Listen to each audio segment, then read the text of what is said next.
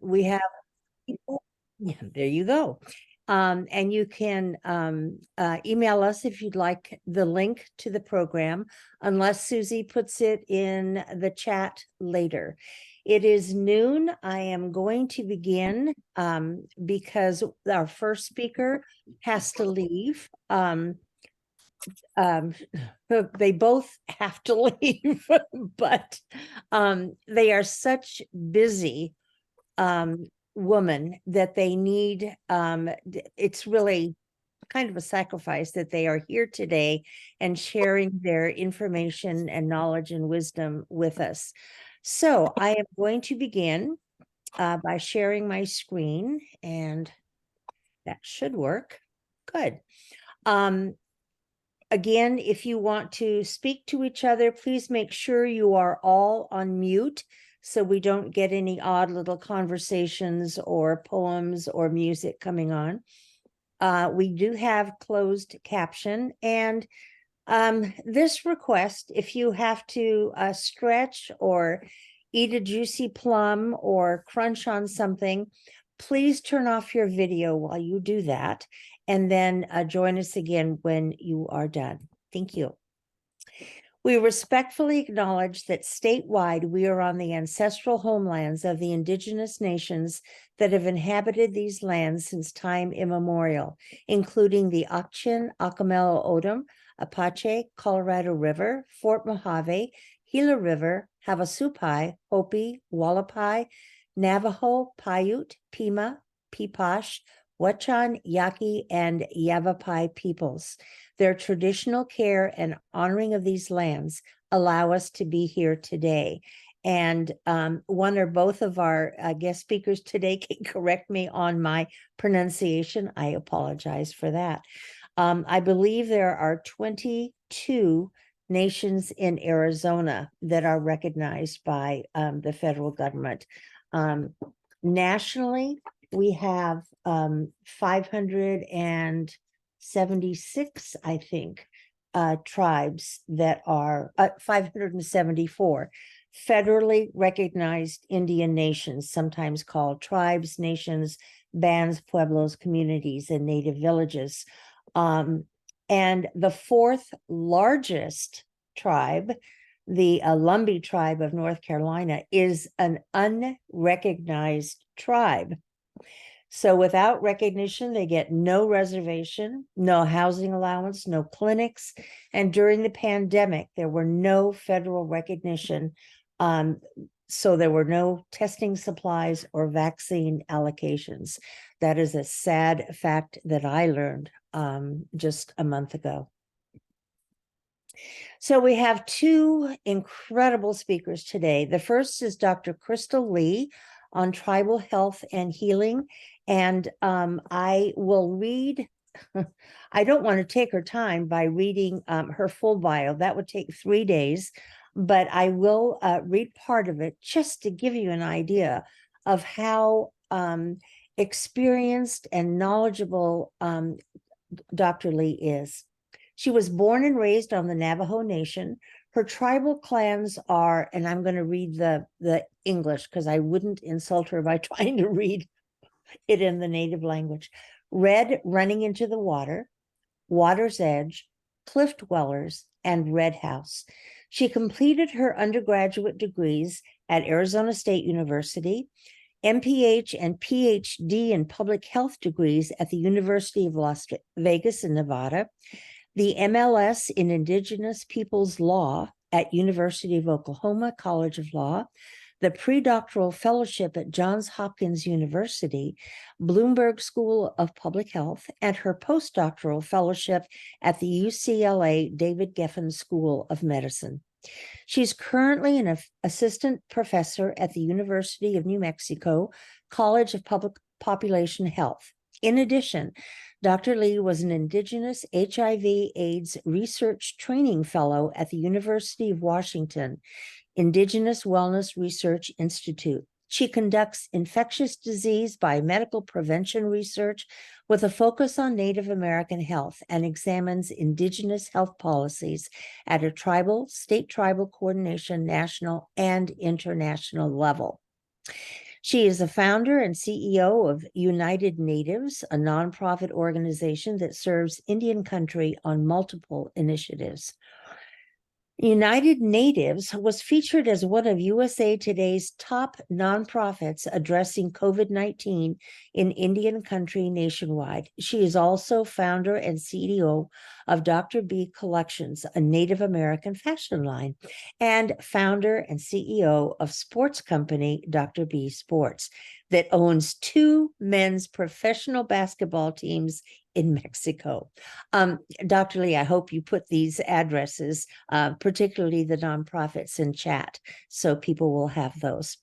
She serves as an advisor for the Nevada Office of Minority Health and Equity and on the United Nations North American Indigenous Caucus, the UN Indigenous Women's Caucus, and the UN Gender Equality Task Force.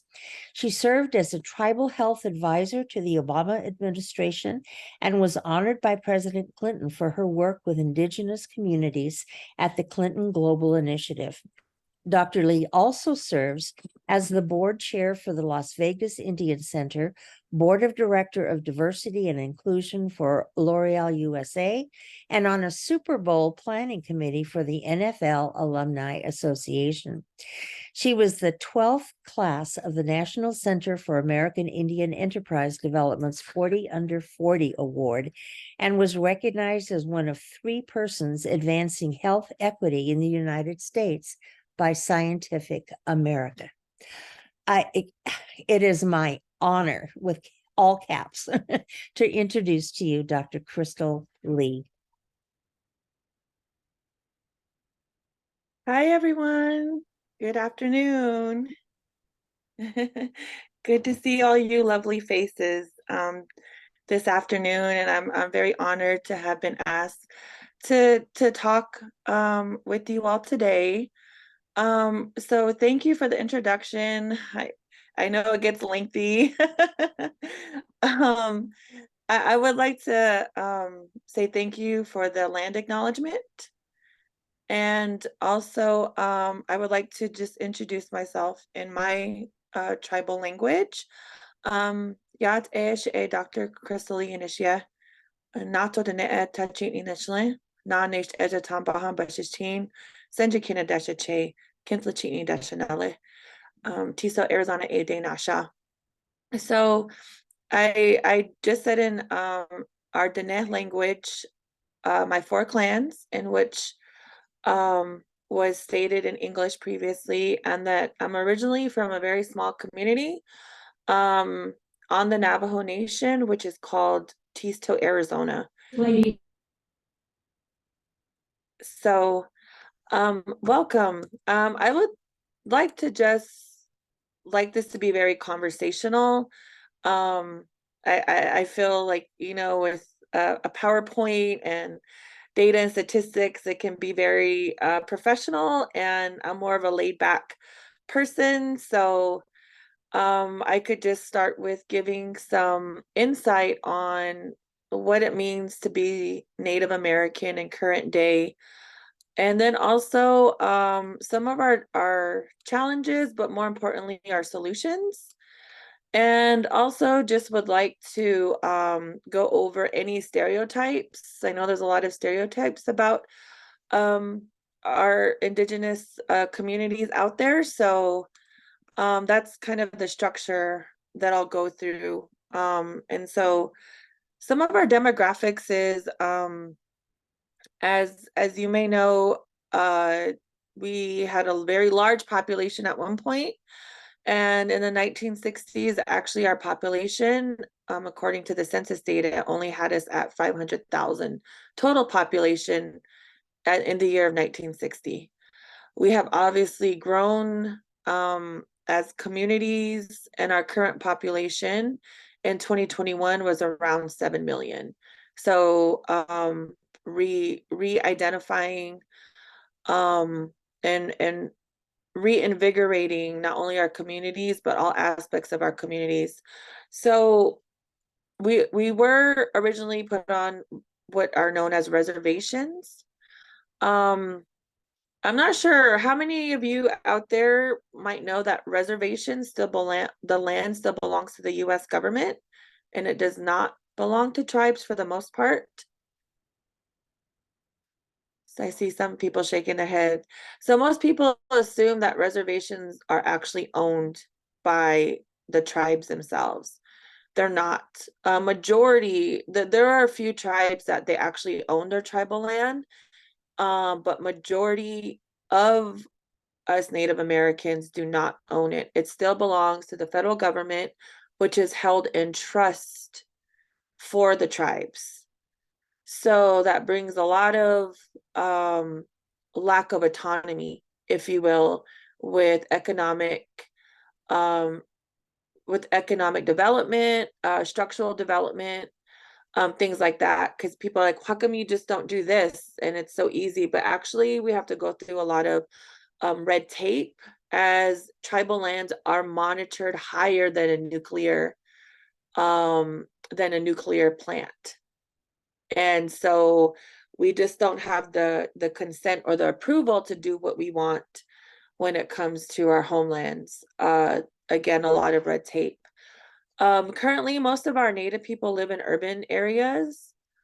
I say it's about over half now. So a lot of us move to urban areas for opportunity, for education, for employment, because again, back to economic development, our lands, we don't have a lot of jobs. And so our employment are usually tribal government jobs, and also the lack of housing. We love to recruit our people to come back home, aka someone like myself included, to come back and work on the res, but there's just not a lot of housing for us to stay on the reservation. So housing is such a huge issue in general for our communities, but if we add the layer of bringing economic improvement, professional persons back home to the res, we just don't have the housing infrastructure to meet the need of providing more healthcare providers, or more educators. So that is an issue. Unfortunately, our socioeconomic system is also a bit disparate. So our average income would be 5.7 thousand per year, whereas others make about 65,000 per year. So our income levels are extremely low. Again, comes back to the lack of employment on most reservations, and also because of lack of housing. So just being mindful of those factors. Um, we actually have the highest poverty rate out of any racial ethnic group in the US, and that's also including those who have an immigration status, who are included in that as well. Um, we have the lowest high school graduation rate out of any racial ethnic group in the US.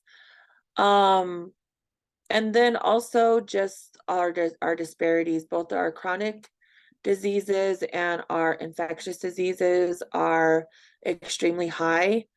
Um, and it comes back down to a lot of policy. For those who might not be familiar, there's some stereotypes that we get all this free money from the government, in which that is not correct. We have signed treaties with the US government, and kind of the universal consensus that in exchange for land, through treaty agreements, that tribes will get federal funding for housing, education, and healthcare. So that was an agreement in exchange for land. Now, there's a few things within this arrangement. Number one is Native Americans we're considered a political party. We're not considered a US racial ethnic group because of our status with the US government, in the context that we are deemed as domestic sovereigns. because of our political infrastructure. So we're considered a political group based on our sovereign status, that our nation is our own internal tribal government system that has its own jurisdiction and subset of laws and policies that function parallel to the state, as each state is their own sovereign. And so tribes are also, we're our own sovereign. However, we have limitations of being sovereign status in terms of our court and our legal system. So for example, what is deemed as a federal criminal crime, if those crimes occur on reservation federal tribal lands, it is the US government who operates to monitor and try and investigate any federal crimes that exist on tribal reservations. Now, a big issue with that is the US Department of Justice only has one tribal liaison for all 50 states and US territories. And in addition to that, there's only one federal FBI agent that works in a geographic area that oversees a subset of states.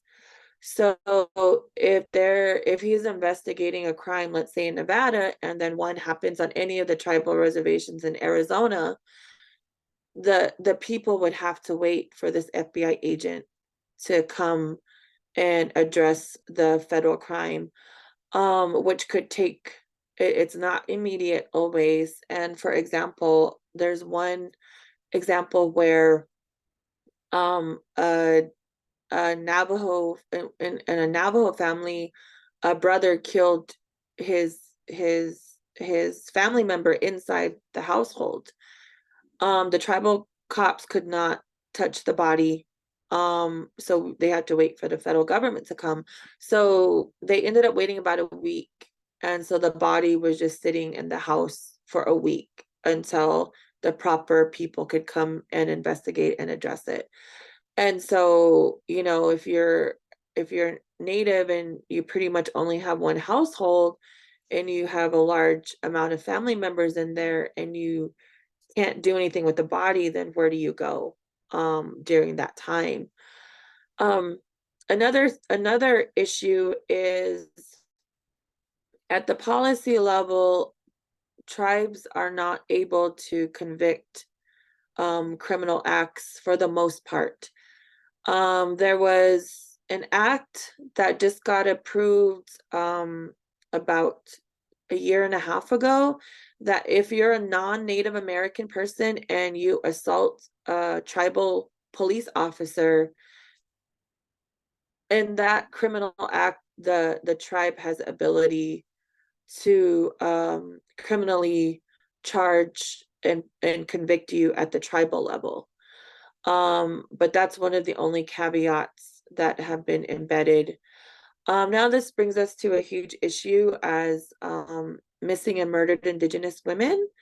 So for Native American women, we're a huge target for homicide, sex trafficking, human trafficking, and sexual assault, because a lot of people have learned of our limitations on the criminal jurisdiction on tribal lands.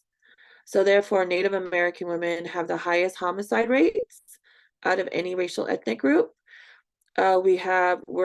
We're actually sought out for human and sex trafficking because that's a federal crime, and they know if they go onto reservations, more than likely our issues won't be addressed or monitored as heavily as if it were off tribal jurisdiction. And so, and because of that, we are limited and we're also targeted in numerous ways at the policy level. So these are just some examples of some of the issues that we exhibit. On the brighter side, we actually have an amazing sense of resilience, and that I believe a lot of our youth are doing an amazing job on reinvigorating our self-identity, integrating back our language, our culture, our sovereign foods that we used to eat, which also impacts positively our health status. So a lot of reintegration back into how we lived prior to colonization. So that's a lot of the work that my nonprofit does, United Natives, is we're a national nonprofit, and we help tribes across the board with different initiatives in the areas of health, culture, language, civic engagement, housing, um, and education. So we have amazing things going on. We're partnered with the NFL and L'Oreal as well. And we have a great set of interns that we hire nationally. We give out scholarships. We also have an Elderwood program. Because of our reservation infrastructure, about a third of our communities do not have running water, and about a fourth of our communities do not have electricity. So part of our nonprofit efforts, especially in northern Arizona, is we have a huge woodlot in Flagstaff, Arizona, and we have different community partners who bring wood, and we cut up the wood and we give it out to different Hopi and Navajo communities who do not have electricity, especially during the winter times, because that's their primary source for heat. And so, and especially the elders is our target population. We need our elders to be warm during this time of year. So our Elderwood program has been an amazing initiative that really helps our community. This year, we've delivered over 800 truckloads of wood, which is quite a bit of wood. If and thanks to our volunteers. I'm gonna leave it up for Q&A because I just want to give a brief background of introduction. I will look at the chat and see. Um, Um, Krista, while you're looking at the chat, because I know there's a question in there from Amy Breakwell. I again, I was reading on the Native American Heritage Month, and there was the statement that many tribes are federally recognized, as you said, because at some point they signed a treaty agreeing to give up their land. But the Chinook Nation, for example, did sign a treaty, did give up their land, and they are not recognized. So they're not getting any of the benefits. And John Norwood, who's with the National Congress of American Indians, said it was an accident of history that some were on the list and some were not. And he's working on these federal recognition issues, but he said, even if it's on paper and fairly well stated, it's the interpretation by the American government of what the regulations are, if they're transparent, inconsistent. Sometimes they're even punitive in today's world. So it's a real, it's an inequitable, unfair. I mean, it sounds like something that our government would put in place 100 years ago to just, not be responsible and not be what they promised on paper they would do. yeah, it's between the federal and state recognition. I mean, you have to meet the criteria. You have to have an existing amount of members that you can prove are part of that tribal affiliation. So there's a quota that has to be met with that. There has to be a proven almost like a government infrastructure that has been in place and that has been doing work with the local government systems within the state. And the state/tribal coordination as well. And so there's, I guess, the US government. I just, it's frustrating. The legal documentation can be there, but is there an existing community that has prolonged there, that is proven to be of that lineage, of that tribal affiliation? So that, I think, after so much time, it's harder to prove those different factors as well. Um, so that's a good point. So there's kind of three tiered status. We have those that are federally recognized, those that are state recognized, as indicated the Lumbee tribe in North Carolina, and then those that have no recognition at the state and or federal level, that are trying to seek those recognition statuses. Um, okay, so from Amy, let me see. Can you suggest anyone we can outreach with, offer research support should they be desired? Amy, can you please email me? I'm gonna give you everyone may email me if you wish, if I don't get to all the questions. Um, my my nonprofit is unitednatives.org, and then my email is drcrystal@unitednatives.org. Just FYI, I also put it in the chat. A question from Nicholas: how could state level lawmakers assist the tribes? This is great, because we need more allyship at the state level. Oftentimes, especially when we're looking at a case of COVID, the states were getting federal aid where tribes, even federally recognized tribes, were not included in the first two rounds of the CARES Act. So whether you were federal or non-federal recognized, tribes did not get federal aid to address COVID. We did not get federal aid until fall of 2020, where states had federal aid spring of 2020. So instances like these, we really need to work with the state and tribal coordination.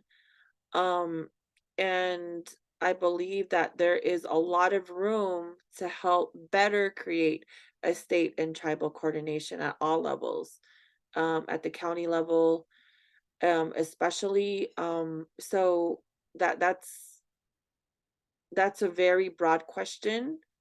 And I would love to answer that more in depth, but I know we have 3 minutes, Nicholas. So you may also email me. And um, what we do need is more representation too, with tribal leaders, especially where a lot of our community members reside. A lot of Navajo people reside in the areas of Phoenix. So they live in the cities of Tempe, Mesa, and things like that. So I think an example like that would be beneficial for our tribal leaders to work with the city, the folks in Phoenix, Tempe, Scottsdale, Mesa, especially those that have the higher percentages of the Navajo Nation. I'm just giving an example. And also at the county levels as well. So is there anything, any other questions? There aren't in chat. I just want to thank you again for being one of our guest speakers today. And I hope we can have you back again. Your continued incredible work in so many fields is really appreciated. And yes, you did put your addresses in the chat, and that's wonderful, because today is a giving day and there are two nonprofits. So we'll keep our fingers crossed for that. And thanks again, Dr. Lee, for being our guest today. Thank you for having me. Everyone have a great day. Thank you. I'm going to go back to our share screen. And while I'm doing this, let's see if I can if I can multitask. I don't know if I can or not. I wanted to tell you about the Blue Tuesday forum programs. But while I'm doing that, you'll have to multitask. We have a candidate in our audience today, Tim Stringham, and he is running for Maricopa County Sheriff.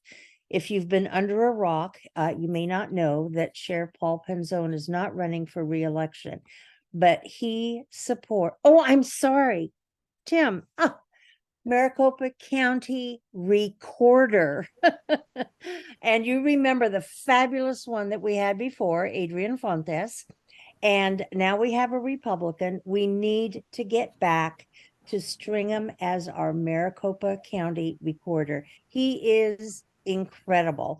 And I'm going to ask you to put your campaign email in the chat so people can look at your website, get in touch with you, contribute to your campaign, and we will have you early in 2024 as a guest speaker, because it's very important that people hear what the messages and the values that we heard at Maricopa County when you gave your speech there. Okay, there is no program in December. You need to be with families and friends and gobbling food and sugar. However, we will be back January 30th at noon. Election year is 2024. You will have precious shared time with the Arizona candidates that you can vote for and that we need to be up close and personal with. And Tim will be one of those. This so much. Oh, are you on? Did you unmute? I am. I just wanted to say thank you for the kind words. Oh, they're absolutely true words. I would never just be kind. Tim, we really need to support you. So we will have that information and have you back as a guest speaker in 2024. Looking forward to it. Good. And it is kind of a downtime politically and at least for Blue Tuesday. So please check out Tim's information in chat and make sure that you contact everyone that you can volunteer with. If it's an hour a month or an hour a day, or if you just want to do 24/7, there's a place for you. There are legislative districts, there are congressional districts. You can contact the Maricopa County Democratic Party or the Arizona Democratic Party, and they will all tell you that there are thousands of points of entry that you can stay home in your bunny slippers and write letters, or you can make phone calls, you can canvass. There are lots of things for you to do. So please join us to elect Tim and others whom we need desperately in their offices. Our next guest is Dr. Millicent Peppion. She is, I'm going to read it, and I'm not going to struggle with the names. I'm going to read them in English. Dr. Millicent Peppion is a Bitterwater born for the Blackfoot Nation. Her great-grandmothers their forehead is red people. Her great-grandfathers were French fur traders of the Pacific Northwest. She was born in Tuba City, but was raised in Mesa, Arizona. She obtained a PhD in the Historic American Indian Studies program at the University of Arizona in 2023. She's also the proud mother of Leela Mavis and Choctaw Leonard Lowry. Here's a little information about 4 of the workshops that Dr. Peppion presents as a co-founder of Red Data Consulting. And please go to that website, Red Data Consulting.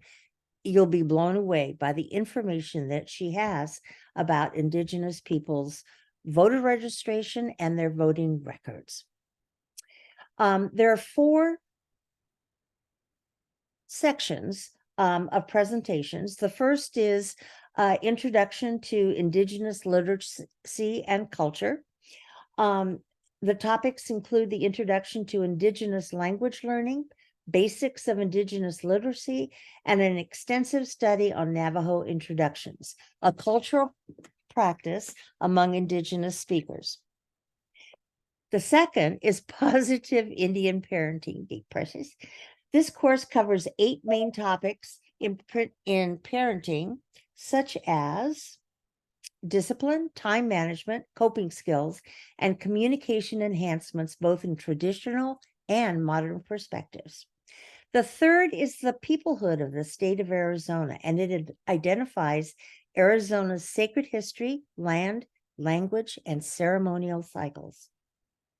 The last is writing in 2 worlds. I would love to do that. It begins by teaching students how to develop critical reading skills. The second and third parts hone in on students' abilities to articulate how they think and feel about information while incorporating their cultural background and heritage. This all sounds wonderful, and I am delighted and honored to introduce to you Dr. Millicent Peppion.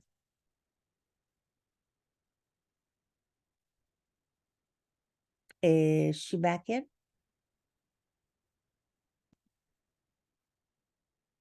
Ah, very good. Okay. Sorry, I was talking to myself there for a minute. Um, yeah. Welcome, Dr. Peppion. We're so delighted to have you today. I got my doctorate in American Indian Studies, not computer science. So I am still very much trying to learn this. Let me see one here if I can present in Teams. Oh wait, actually, well, it looks like I don't know how to do this without present. Oh, maybe it's here from beginning. Okay, can you guys see the screen? Are you guys able to see? Okay, cool. Yeah, so today I'm going to be talking about redistricting and registering voters in Maricopa County. This was a big part of my dissertation work, and it was actually how I met Janie, Dr. Heydrich. So I'm really happy to be here and educate you all about some of the information that I uncovered while I was writing my dissertation. So all of the information that I have is just going to be specific to Maricopa County. To begin, just to let you know, there is a total population of 4,420,000 folks that live in Maricopa County as of the 2020 census. That's 62% of the entire state population. Of that 4,400,000, 3,382,386 are over the age of 18. So that's the amount that we call the citizen voting age population. And those are eligible based on their age. So putting that in comparison, 76.5% of Maricopa residents are over the age of 18 and are able to vote. For those of you who don't know, the different tribes that reside in Maricopa County include Fort McDowell Yavapai Nation, Gila River Indian Community, Pasco Yaqui Tribe, Salt River Pima Maricopa Indian Community, and the Thanatham Nation. But as Dr. Lee was stating, there are over 50,000. Well, this was according to the 2010 census. We don't have data right now for the 2020 census, but in the 2010 census, there was 50,000 Navajo Nation members, or over 50,000 Navajo Nation members that resided in Maricopa County. That is more members of the Navajo Nation than all of those other 4 tribes combined. So there's a lot of Navajo people that live here. Also consider, I'm Blackfeet and my dad's Blackfeet. There's a lot of other nations from across the state and across all of the United States and other countries that are indigenous.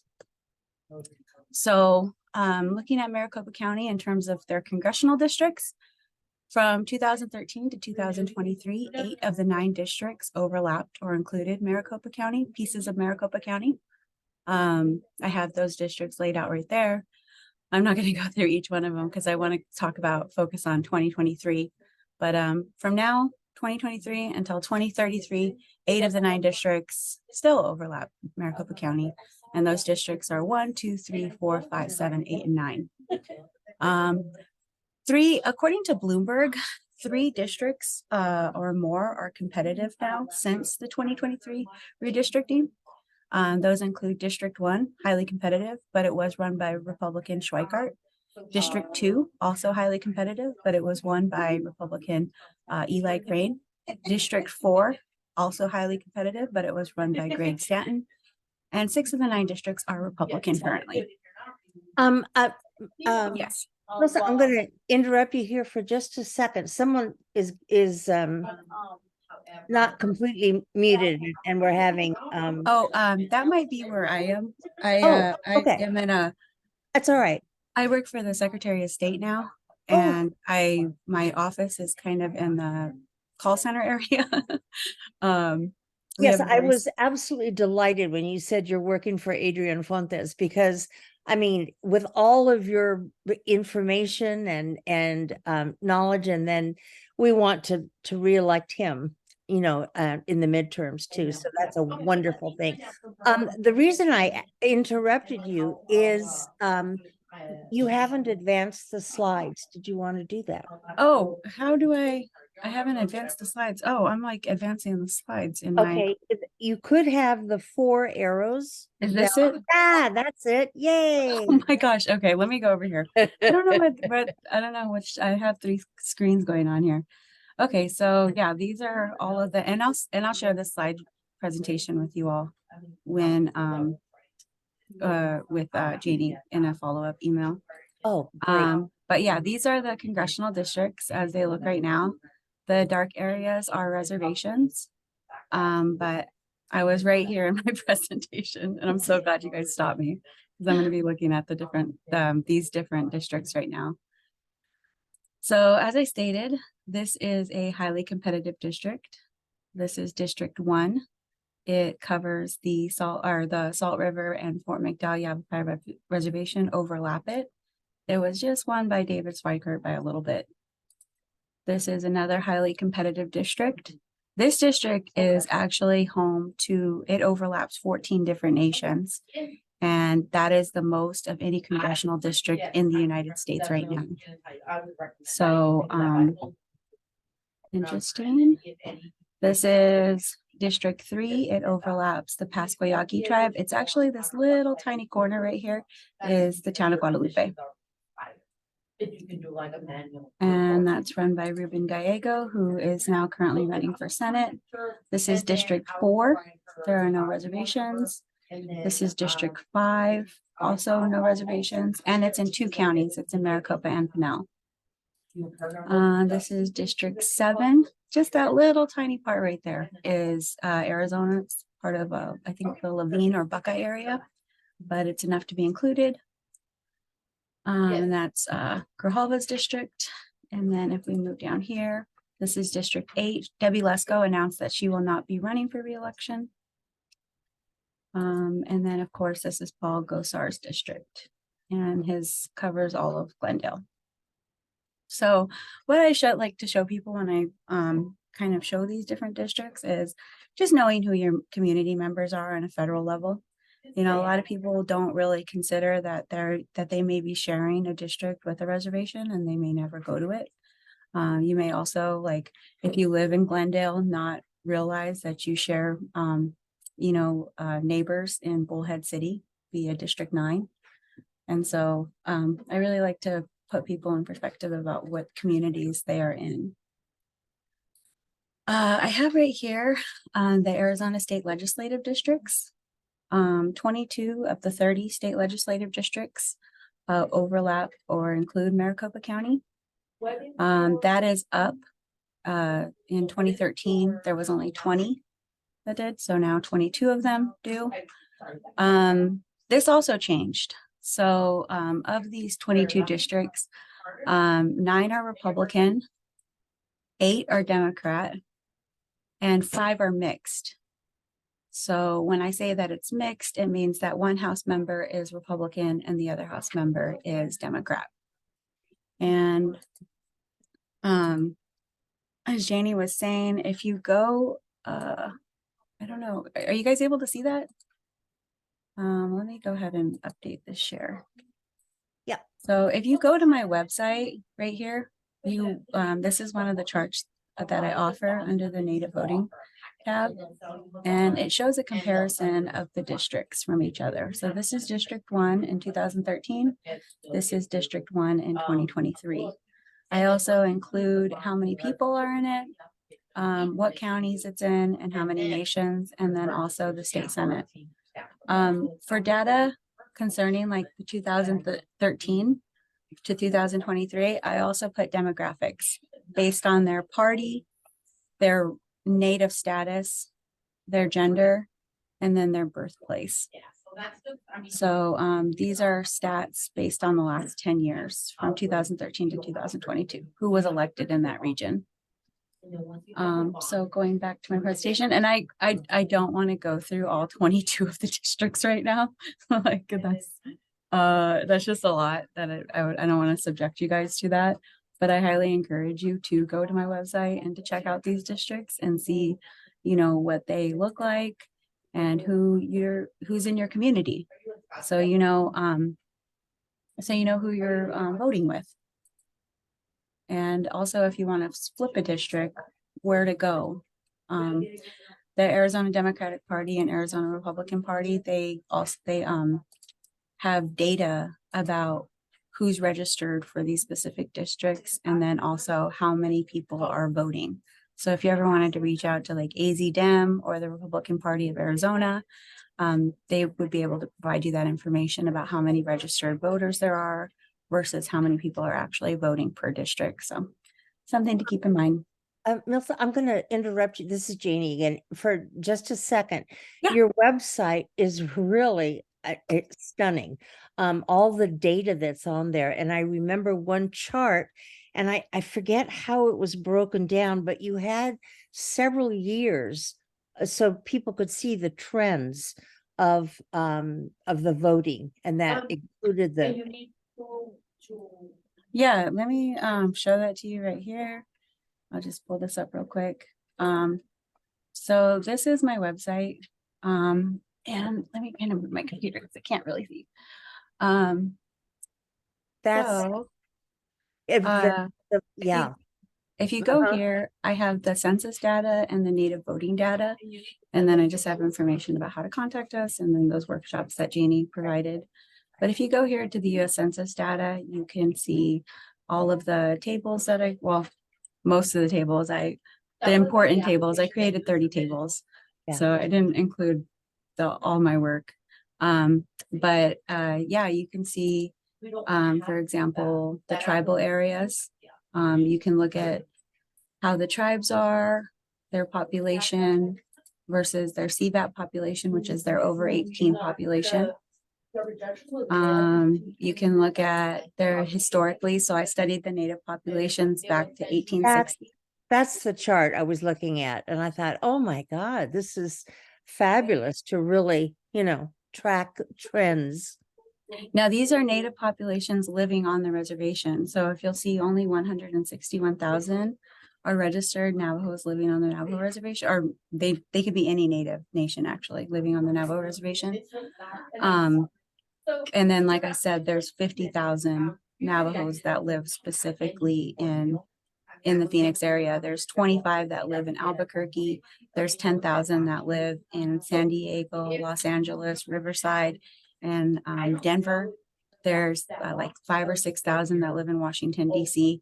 And then we even have Navajo Nation members that live as far as Japan, that are, and probably right now over there in Israel and in the Middle East as well. So we have Navajo Nation members everywhere, but these are just the native populations living on reservations, according to the U.S. Census. So those are self-identified, and then that's assuming that all of the natives participated. And then I also break it down by county. So like when I was doing my dissertation, what I wanted to look at was native populations, county populations, native reservations, county lines. And so I do that kind of like volley, and you'll see that a lot in the information that I provided. So I show county populations. That's their total population. This is just basic. but the one that you guys would probably be interested in county populations would be the citizen voting age population. The yellow is the total citizen voting population. So I broke those down per county. It's like 74% of Apache County is eligible to vote based on their age. And so on and so forth, all the way down. Kind of veering off a little bit, and this is just like kind of just off the topic. But what I found about census data was something that I discovered when I was studying Santa Cruz County, Cochise County, and Yuma County. So what happens in these counties is if you look at like the total, and I'll go back over here to kind of explain this phenomenon, and we'll look at Santa Cruz County, but it will kind of give you an idea of how census data is skewed for all the counties. I was studying the native populations and the white populations for each county and each reservation. And what I discovered was there's 47,000 people who live in Santa Cruz County. Of that, 68% of them are self-identified as being white. And there's another 1.8%, 8.7% of them that are registered as being native. If you add those together, that only equals like a little bit over 70% of the population. And so what I discovered is that the Hispanic population is actually denied a race in the United States. And this creates like huge, it actually to the point where it ruined all of my data. All my data for populations is unreliable. So the phenomenon that's happening is historically the Hispanic population has registered as being white, but in the last 20 years, which is the last three censuses, so 2000, 2010, 2020, that population is more likely to identify as being American Indian, Alaska Native race. And then there's a growing group that is identifying themselves as some other race. And if you look at this, so we pick the race category. This is the 2020 census online, and right now it's on white alone. But if you go over here to this some other race, alone or in combination, and then you click on this not Hispanic, you'll see that hold on, some other race alone. And not Hispanic, Hispanic or Latino, you'll see it's like 40% of the population, which is a significant amount. And even if you look at like the native data and the Hispanic, and then the white data and the Hispanic, it's like our numbers are really inflated, which is great for natives because our federal funding is based, so like how Dr. Lee was saying, like our federal funding, education, health, it's all based on race. And so if we have more people identifying as Native American, then that means more funding for our programs. But it's kind of a two-sided thing because the Hispanic people aren't eligible for our programs unless they're enrolled in a tribe, in a federally recognized tribe.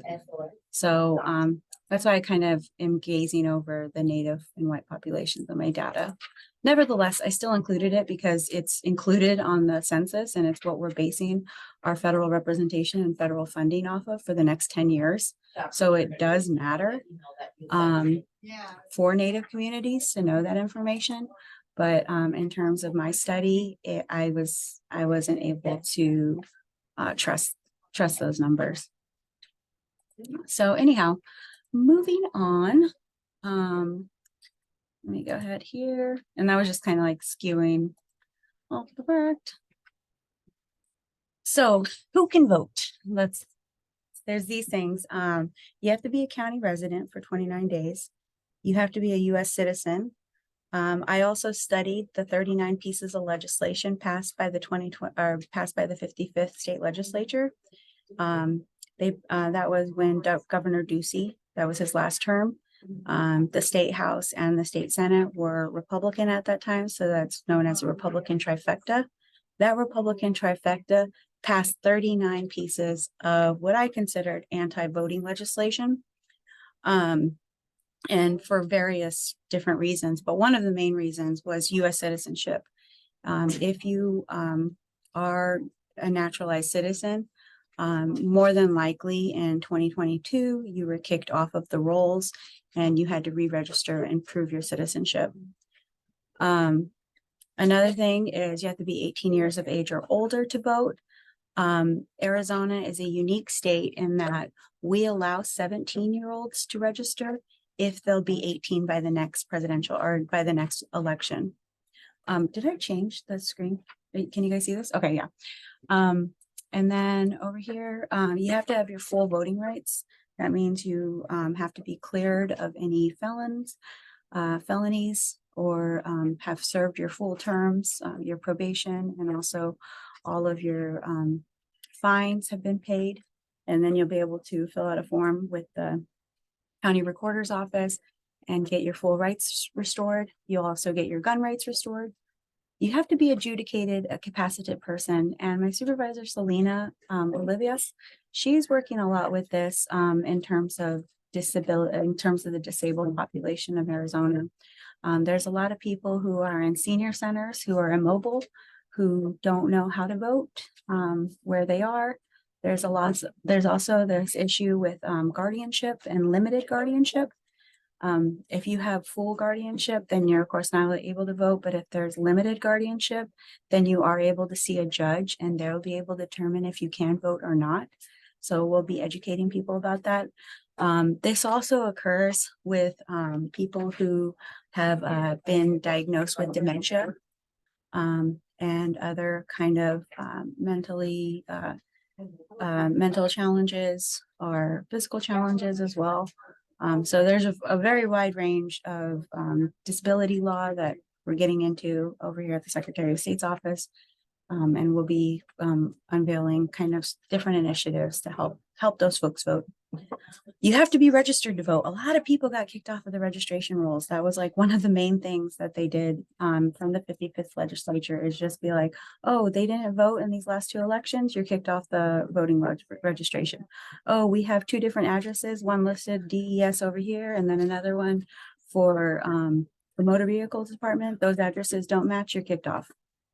And so making sure that you're registered to vote is also very important, and making sure that your register is up to date, so that your party is up to date, your address, and all of the information that you need to be able to vote is up to date.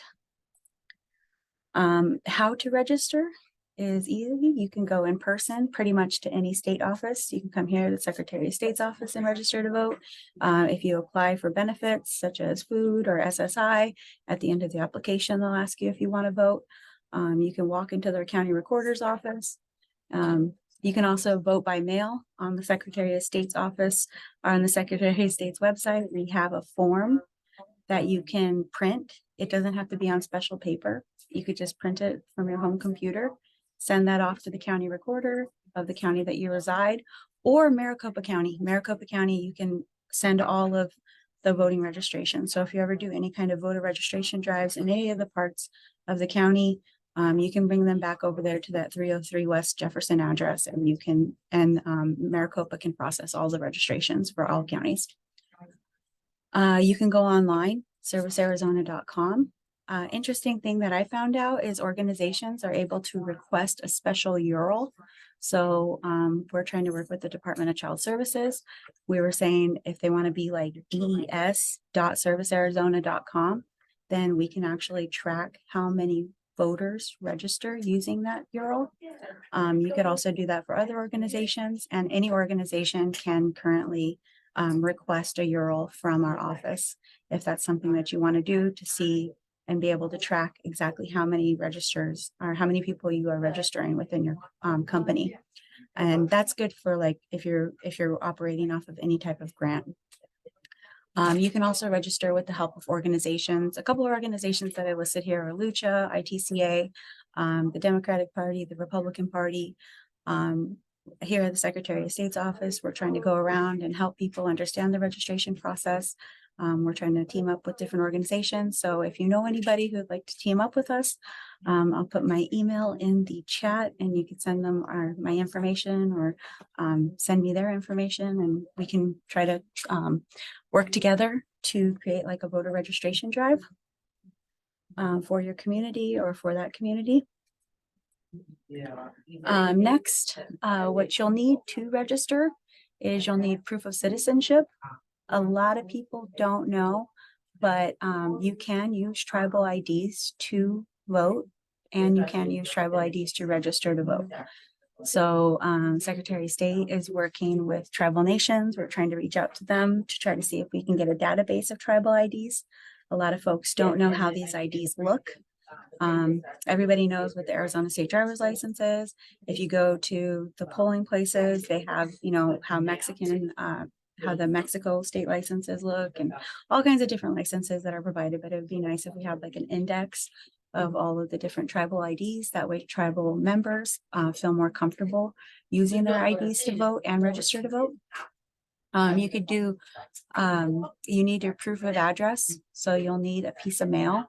Unfortunately, a lot of Native peoples, they don't get mailed directly to their communities. And they use like PO boxes. And so we encourage creating a Google Plus code. I will, if you haven't used a Google Plus code, basically what you do is you go, I'll show you, how much time do I have? Oops. 101. Okay, yeah, never mind. Well, look that up. I don't want to waste too much of you guys' time, but if you've never created a Google Plus code, basically you just have to like drop a pin in a map, and then a set of numbers will come up, and that's your Google Plus code.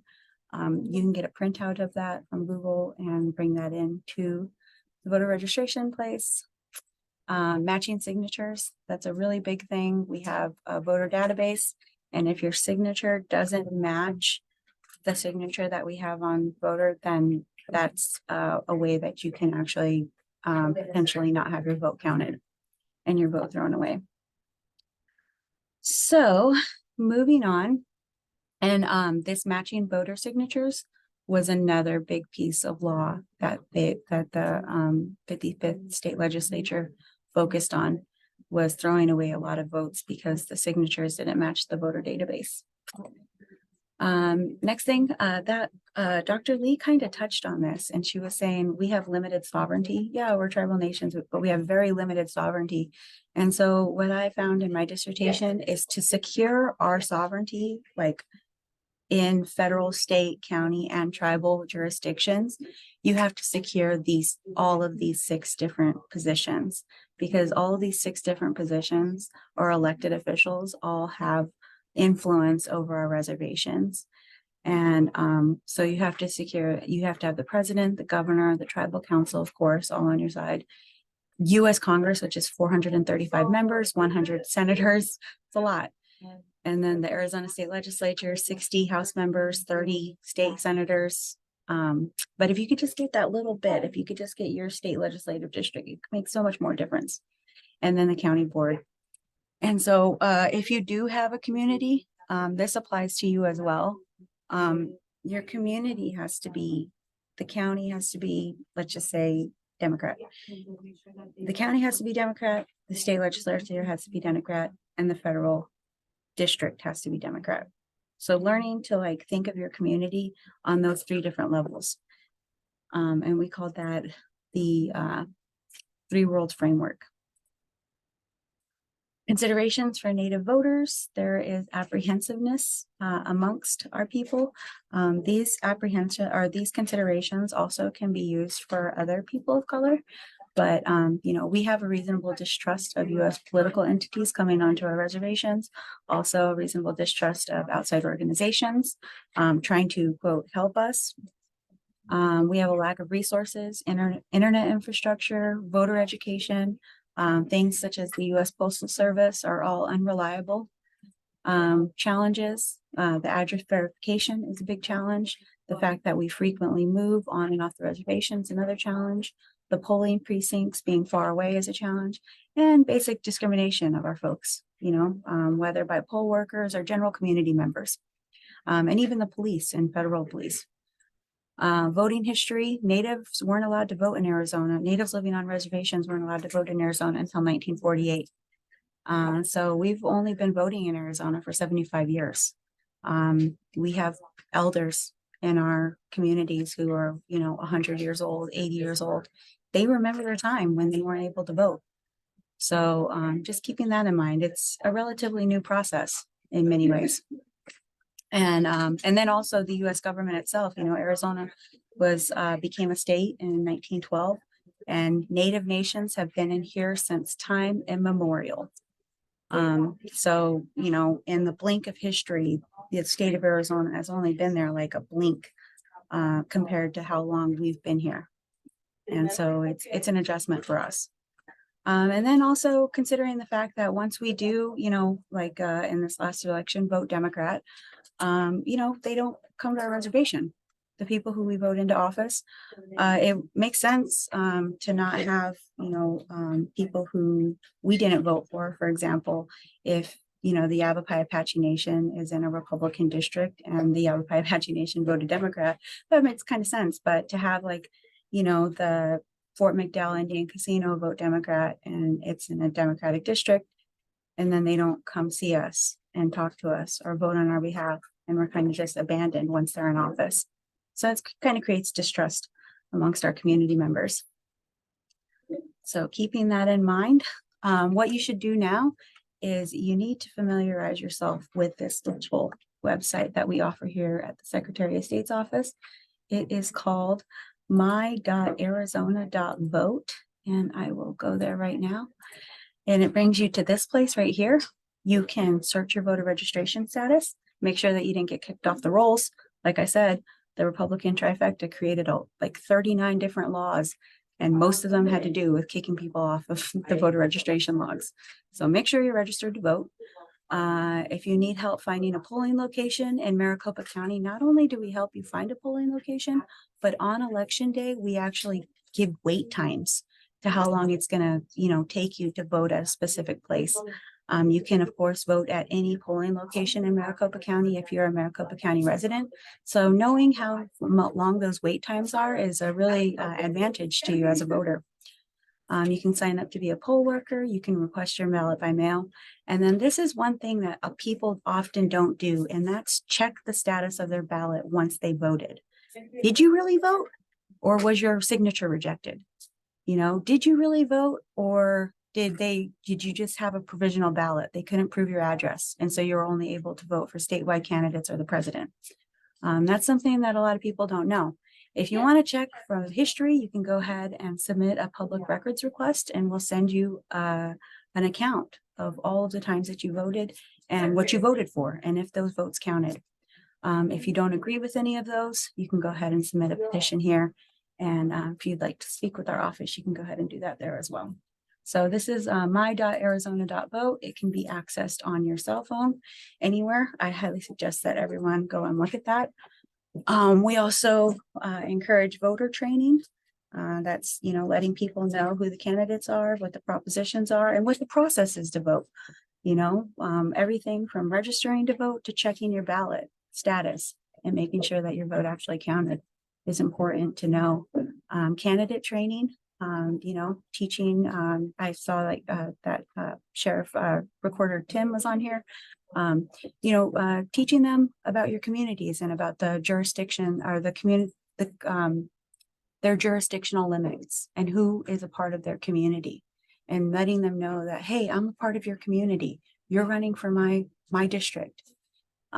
Please listen to me. This is what I have to say. And making sure that candidates know that you're a part of their community if they're running for office. It's something new. Family voting tree. This is something my friend Rachel came up with, and this is like centering yourself in the middle of a family tree and then going around and being like, okay, here's my brother, here's my sister, here's my mom and dad, here's my aunties and uncles, and asking personally, are you registered to vote? Are you registered to vote? And checking them off if they are. And she called that the family voting tree. I thought it was cute. And then you yourself, if you're up for it and you want to consider running for office, I always like to tell the people over there in Tolleson, they didn't have a person running on the ballot. The date to get your name on the ballot is April 8th, but the date to run as a write-in candidate is like July. And that was a total write-in election. And the person who won that election was a write-in candidate. And so I just think that was very interesting that Tolleson was able to do that for their district. But, you know, you yourself, don't discredit yourself. And if you really, you know, believe in civic engagement and want to be a part of these different government processes, one of the first things, if you don't want to run for county recorder or, you know, county sheriff, we always ask people to run for PCs, which are precinct committee persons. And some of the most notable Native peoples who ran for PCs, who started off as PCs, is Secretary Deb Haaland. She started off as a PC, and also Gabrielle the recorder. She started off as a PC. You know, you can get appointed to those positions if you ask the county chair, but you can also run for those positions and get yourself on the ballot and familiar yourself with the candidate process. So with that being said, I went ahead and included all of the links, all the information, and I will go ahead and stop here. I think I went over my time. I'm sorry. That's fine. Thank you so much for this information, Millicent. And thank you for being our guest speaker today. We now, I'm going to do the share screen. Our chair, Linda Ambrose, always has a poignant address for us, and today is no exception. Linda. Hi, thank you, Millicent. That was incredibly packed and filled with great information. So I'm going to say this as fast as I can, and I want to say hi. And I do belatedly welcome you all to our Blue Tuesday forum at the end of our forum. But celebrating Native American Heritage Month was very important to all of us. So we appreciate our audience today and our speakers. However, I'm going to continue to ask the questions. Why have we not heeded and paid more attention to the Native Americans' wisdom in our everyday lives? We thank our Native American speakers and hope that they will come back, but there is so much more that needs to be said. I wonder why we haven't truly listened to the Native Americans' ancient wisdom about their earth as well, about their understanding of the stars' constellations and what those meant to their daily lives. After all, they were astronomers long before the white man arrived. Interesting, CBS Channel 5 recently streamed a program on this very subject, November 15th, which might still be available. So that is on, by the way, this particular slide that I asked Janie to prepare for me, so that if you want any of the information, it is there now for you to see and discover and do some more research on. My last question, though, does seem simple enough. Why have we not shown the Native Americans the long overdue respect they so richly deserve for having been ignored, overrun, mistreated, and brutalized by so many on their own land? Just acknowledging the Native American cultures for 1 month a year hardly seems sufficient.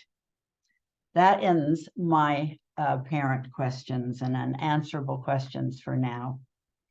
On a personal note, in my younger life, I was honored to befriend a very special Hopi elder known as White Bear, also known as Oswald Fredericks, who taught me much about the connections and intricacies of Mother Earth's delicate balance. Though Bear passed years ago, his book, translated by Frank Waters, titled Book of the Hopi, continues to be published and sold as a great teaching of Earth's ancient wisdom keepers. Though you may not have heard about the Hopi elder White Bear, many of you are probably more familiar with the words of Chief Seattle over 100 years ago. Sadly, we citizens of the earth have not seemed to heed this Native American belief system and way of life but we might be edging closer to it now, as citizens around the globe are seeing and feeling the effects of what happens when we do not respect the earth. Global climate changes are nature's last warning to change our destructive lifestyles. Hence, I will leave this subject with the Native Americans' poignant words, and I quote from Chief Seattle: "The earth does not belong to man, man belongs to earth. All things are connected, like the blood that unites us all. Men did not weave the web of life. He is merely a strand in it. And whatever he does to the web, he does to himself. So it is." As I continue my talk, I hope you are able to jot down again any of these notes that are on the slides. There is another subject which I feel compelled to briefly cover. Over Thanksgiving, I felt gratitude for so many lessons and blessings in our lives, but one stood out more than ever before. I felt gratitude to be living in a country still free. However, I am no longer taking our freedoms for granted, as we are already seeing some of these freedoms eroding, as Republicans have succeeded in many of their nefarious plans to do so. And in just 1 year from now, just 1 year from very now, after the November 2024 election, Trump may have succeeded in becoming our next president, which means we would be living in his new dictatorship that he has been publicly announcing. That sobering possibility became my moment of reckoning and my push to move forward to protect democracy in any and all ways democratically possible. I believe, as does Rachel Maddow, that we are about to be in the fight of our lives in order to save democracy and our way of life. In her newest fascinating book, Prequel, also up on the screen, Rachel dissects and describes fascism throughout our world's history to now. If you are unable to get her #1 bestsellers book, then try to watch the 2-hour podcast, which was presented on MSNBC November 11th, then reshown November 24th. It is entitled, "Why Is This Happening?" Rachel is brilliant, and the show is amazingly enlightening. Chris Hayes is with her, speaking very little, yet expressing one view that is so relatable. And I quote, "We've been fighting this fight with Trump for over 8 years of our lives, and we're exhausted. But we have to keep ourselves up with this even more important fight in order to truly save democracy." End of quote. And as Rachel said, we are only a 250-year-old democracy, which is rare and so fragile in a world that has historically seen mostly fascist, authoritarians, dictators, or leaders that were never elected by their populace. Our fight is also a lopsided one, because a democratic government has to be fought for with democratic means. As Rachel said, it's like fighting with one arm tied behind our backs. Otherwise, we would become them, Trump's insurrectionists. Rachel also described this coming tough and weird year as a generational thing, because though fascism is not a new fight in America, it is this generation's new fight. And her advice in preparing for this fight without going crazy ourselves is to be resilient. How can we remain resilient? She suggests that we get rid of all our personal and emotional baggage now, so that we do not have to carry that personal heaviness with us, impeding our energies moving forward. Also, she recommends to be with family, friends, and neighbors, but apolitically when possible, sharing your human condition and interests that have nothing to do with politics. Yet being with like-minded ones who needing support, political support for ourselves is important too. Lastly, she suggests not to be freaked out with polls because they're often not the whole picture, but advises if we do lose it from time to time, to step back a moment and calibrate your anxiety with resulting political involvement, asking yourself, are you doing everything you can politically? Only you can answer that question. Meanwhile, be resilient using whatever means works for you. And I suggest that you do try to read either Rachel's book Prequel or view her video, Why Is This Happening? You will be necessarily enlightened to help you in this battle for democracy. The next time we get together in January, I'd like to speak about the Biden presidency and his re-election. But before closing, I'd like to share one important fact about Biden that seems to have gotten lost amidst the clamoring noise that shouts, quote, Biden is too old to run for re-election, end of quote.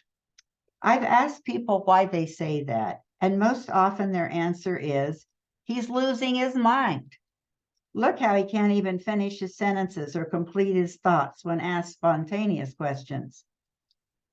I reply with this fact. Biden has had a stuttering handicap most of his life. He was trained in his youth, being given techniques with which to help him in his speaking. And as a special ed consultant friend recently reminded me, that training includes a pausing technique to be used before saying some of the more difficult words to speak, while sometimes the technique also requires the stutterer to think of a replacement word or words to use instead. All of this may require a little more time in which to speak, but it cannot be categorized as one losing one's mind. A poignant reminder of this fact is found in the historically based movie, The King's Speech, with actor Colin Firth portraying England's King George VI, who was the stuttering father of the late Queen Elizabeth. It is a beautiful movie and factually done, portraying the suffering prince, or excuse me, the stuttering prince, and he did suffer for that, having to suddenly become the King of England as Hitler is about to invade England. His tutor, played by Geoffrey Rush, tries to help him overcome this handicap, enough so that he can speak to the people of England, who desperately want to hear from their new king.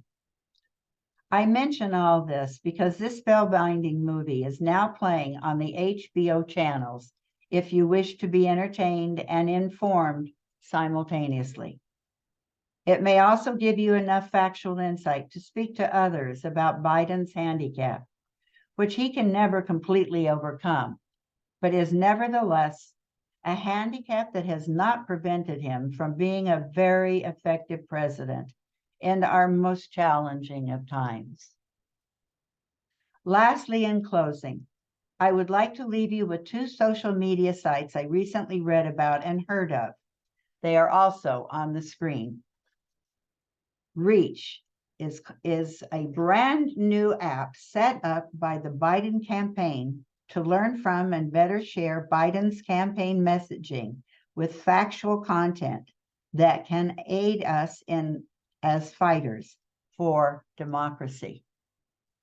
You might also want to check out Inequality Media Civic Action, also on the screen. This group is reaching out to the public by sharing videos online and on social media, showing actual facts to combat the horrid coverage of our economy by corporate media, so that Trump's approval ratings on the economy, in case you haven't heard, is higher than Biden's. But it's because of those corporate media false facts. Leading economist Robert Wright is one of the contributors to these important videos.